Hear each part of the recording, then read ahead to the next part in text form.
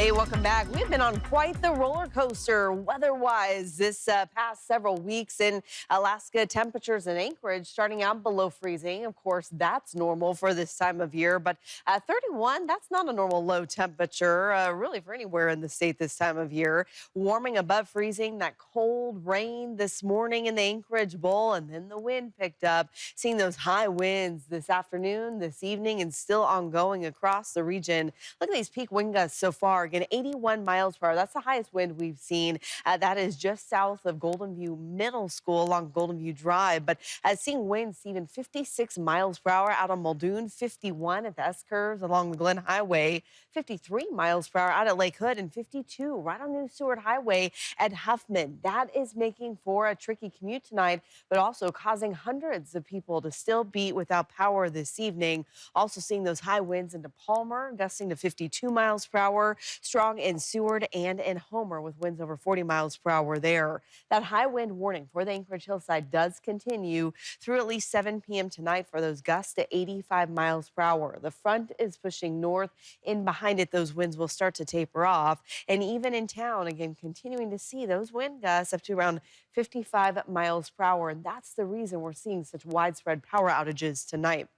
It's all from this area of low pressure pushing north across the Bering Sea, the front extending from Seward Peninsula down into South Central.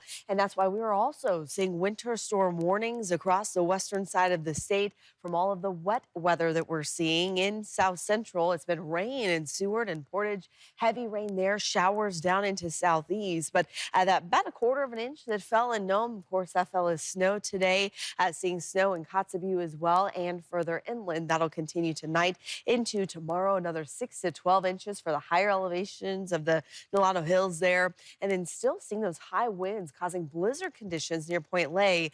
We saw gusts there to around 50 miles per hour. Still seeing some light snow along the Dalton Highway. Those higher elevations also seeing gusts of 45 miles per hour tonight and tomorrow. And still seeing extreme wind through the Alaska Range passes. That jet stream is shooting straight in out of the north. It's been keeping that active weather in the state and keeping the warm conditions, not only in South Central, but that warm air pushing all the way up into the interior. Look at these temperatures and how much they have fluctuated. Last week, we saw temperatures below zero. You expect that in December, but that was even colder than normal, nearly 30 degrees below a normal temperature on Thursday.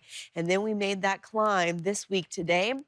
High temperatures in Fairbanks reaching 37 degrees, more than 30 degrees above what's normal. This is the warmest December day that we have seen in Fairbanks in more than 2 years. So again, pretty extreme conditions. Now the wet conditions will continue for the coastal areas. We'll still see chances for wintry mix from Anchorage north along the valley up into the Alaska Range passes. That continues here into Wednesday.